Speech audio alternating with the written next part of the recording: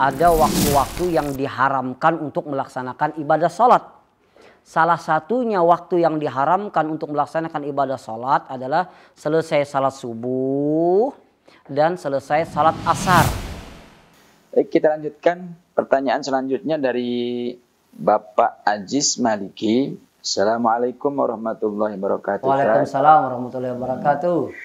Beliau bertanya, ulun ada mimpi basah habis sahur, hukum puasanya itu kayak Bapak Ustadz, dan kemudian berkumur-kumur mau sholat, hukumnya apa? Mohon penjelasannya biar Bapak Aziz Maliki. Jadi mimpi basah ya. Jadi bangun guring, bangun tidur basah.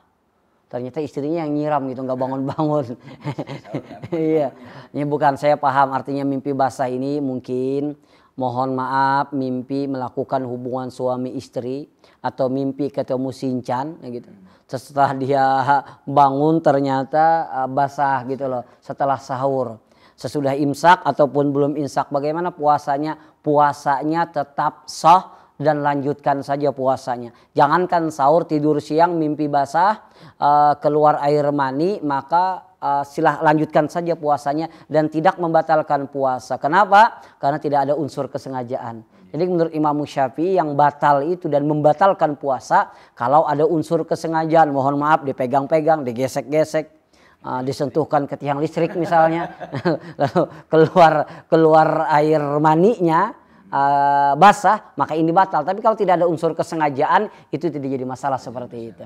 Dan yang kedua, saya beritahu yang keluar dari kemaluan kita ini kan ada 4 macam. Pertama namanya air kencing, itu najis. Yang kedua ada namanya air wadi. Air wadi ini biasanya keluar kalau orang melakukan mengangkat yang berat-berat, Pak Junaidi, mengangkat yang berat-berat. Yang kalau keluarnya ini bersih seperti susu. Putih seperti susu. Yang ketiga ada juga namanya air maji. Air maji ini biasanya keluar tatkala lavendosek naik tapi tidak begitu tinggi gitu loh. Keluarnya jernih, airnya bersih jernih, putih gitu loh. Putih juga tapi keluarnya tidak enak gitu loh. Nah sedangkan air mani ini kita bicarakan, air mani ini biasanya keluarnya itu enak, baunya itu seperti bau adunan telur dalam kitab ya. Kalau tidak yakin cium aja coba-coba ya. Tapi itu dalam kitab seperti itu ya. Habis itu keluarnya tidak mau santai. Air mani ini dia loncat gitu loh. Loncat bisa di atas kelambu, bisa di atas atap gitu.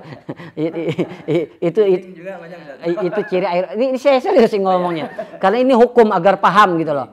Maka kalau air kencing najis cukup dibasuh, air wadi kencing cukup dibasuh, air maji najis cukup dibasuh. Tapi kalau air mani ini tidak najis tapi wajib mandi. Nah kalau orang mimpi basah dia wajib mandi tapi tidak membatalkan ibadah puasanya seperti itu. Nah tadi disinggung tentang mandinya Ustaz. Ya. Di antara kita ini mungkin ada yang dulu pesantren, ada yang enggak Ustaz. Kalau mandi wajibnya itu yang masalah air mani mungkin bisa dijelaskan sedikit Ustaz. Kalau air mani itu sama saja seperti mandi hadas besar. Mungkin tata caranya. Oh, tata caranya. Yang pertama harus ada airnya gitu loh. Oh, okay. Dulu ada cerita itu Junaidi. Orang-orang baru nikah gitu. Waktu ini cerita anekdot saja ya. Waktu nikah aja penghulunya sudah bingung. Kenapa bingung? Ditanya, kata penghulu baca syahadat. Dia bilang syahadat berdiri atau syahadat duduk katanya. Oh kata penghulu, saya sudah tahu puluhan tahun jadi penghulu nggak ada syahadat berdiri syahadat duduk katanya. Kata penghulu bagaimana syahadat berdiri? Ternyata dia ajan. Sampai asyhadu alla ilaha illallah. Asyhadu, itu kata penghulu ajan bukan syahadat katanya. Tapi kan syahadat juga katanya. Habis itu syahadat duduk bagaimana? Oh ternyata syahadat duduk itu tatkala membaca at-tahiyatu. Sampai asyhadu alla ilaha illallah wa asyhadu anna Muhammadar Rasulullah. Ringkas cerita kawin, kebetulan kamarnya mempet dengan mertuanya gitu. Ternyata istrinya ini sebelum melakukan hubungan suami istri, istrinya tanya. Tanyanya apa? Mas, malam ini libur dulu kecuali kalau tahu niat mandi wajib. Oh, dia bilang gampang niat mandi wajib, yang penting setar dulu. Oh, kata istrinya jangan. Karena dari nikah aja kamu macam-macam, sudah syahadat masa berdiri dulu. Saya yakin kamu nggak bisa baca mandi wajib. Oh, dia bilang gampang. Coba baca. Dia baca apa? Allahu Akbar kabira. Walhamdulillahi katsira. Wa subhanallahi bukratan wa asila. Istrinya berontak. Kata istrinya, iya kan? Masa niat mandi wajib Allahu Akbar kabira? Yang benar apa? Kata suaminya. Kata istrinya, dengarkan. Subhanallah, walhamdulillah, wala ilaha illallah, wallahu akbar. Bertengkar karena kamarnya dekat dengan mertuanya. Mertuanya ngetok, kenapa rame-rame? Ini menantu kamu masa bacaan mandi wajib Allahu Akbar kabira. Kamu apa? Subhanallah, salah keduanya. Yang benar apa mak? Allahumma hdina fiman hadait. Salah semua. Akhirnya suaminya lagi datang, apa ribut-ribut? Ini menantu kamu baca mandi wajib Allahu Akbar kabira. Kamu apa? Subhanallah. Kamu apa? Allah, salah semuanya. Yang benar apa katanya? Yang benar begini, nawaitu rafal hadasi akbari bakas malam tadi katanya. Salah semua. Jadi benar pertanyaannya. Jadi mandi wajib ini benar. Niat mandi wajib ini gampang. Pertama, niat. Yang kedua, meratakan air ke seluruh tubuh. Nanti kalau sunah-sunahnya ada berudu, menyiram sebelah kanan dulu, ini sunahnya. Kita berbicara wajibnya ya. Berarti niat dan meratakan air ke seluruh tubuh. Meratakan air ke seluruh tubuh, maka yang penting, mohon maaf kadang-kadang terlupa ujung mata luar, ujung mata dalam. Mandi wajib itu harus begini. Tidak boleh mandi wajib pejam gitu. Nawaitu gini, enggak boleh seperti itu. Jadi ini harus dibersihkan, mohon maaf, lubang pusat dan lain sebagainya, rambut semua. Jadi niat dan meratakan air ke seluruh tubuh seperti itu. Baik, masih ada banyak pertanyaan. Yang kemudian dari Bapak Sanji, Assalamualaikum warahmatullahi wabarakatuh. Waalaikumsalam.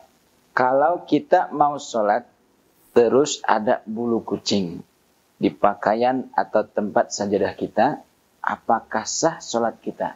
Oke. Jadi kalau kita berbicara di bab najasat, bab tentang najis, termasuk najis itu adalah bulu binatang yang tidak halal untuk dimakan. Kucing adalah binatang yang tidak halal untuk dimakan. Kalau dia terpisah dari badannya, maka bulu itu hukumnya adalah najis. Tapi menurut sebahagian ulama, saya baca dalam kitab Taqriratus Syadidah, menurut sebahagian ulama yang najis itu kalau bulu kucingnya banyak.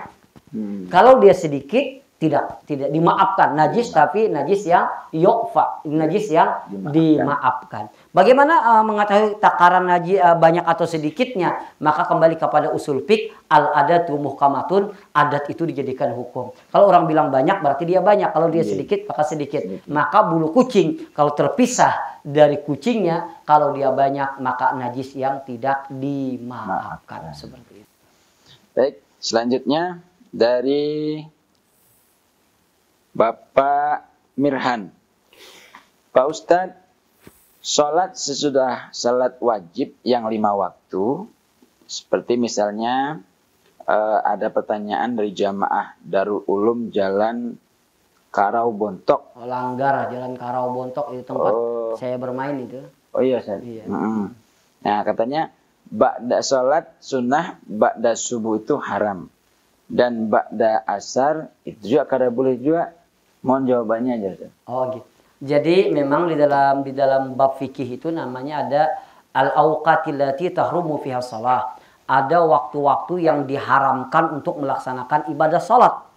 Salah satunya waktu yang diharamkan untuk melaksanakan ibadah salat adalah selesai salat subuh dan selesai salat asar.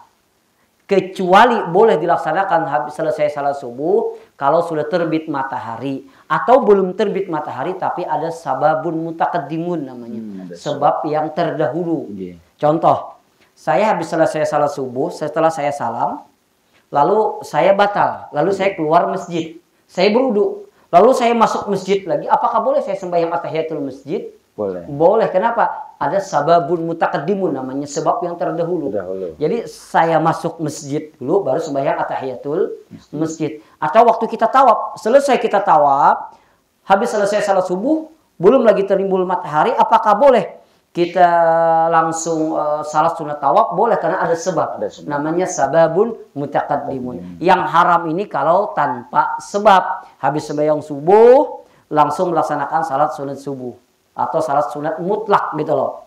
Tidak ada sebab atau habis sembahyang asar itu hukumnya adalah haram seperti itu. Tidak boleh setelah. Tidak boleh. Bahkan kalau orang nang habis sholat subuh Ustaz, kemudian tidur dan setelah sholat asar tidur, biasanya memang nggak boleh juga ya Ustaz? Nah kalau itu lain lagi bicaranya, namanya itu sesuatu yang dimakruhkan.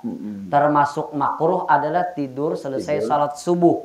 Dan termasuk makruh juga tidur setelah salat asar. Kenapa makruh? Karena orang yang tidur setelah salat asar itu biasanya mewarisi pikun di hari tuanya. Kalau keseringan. Tapi kalau gak sering gak apa-apa, misalnya 1 minggu 6 hari aja gitu.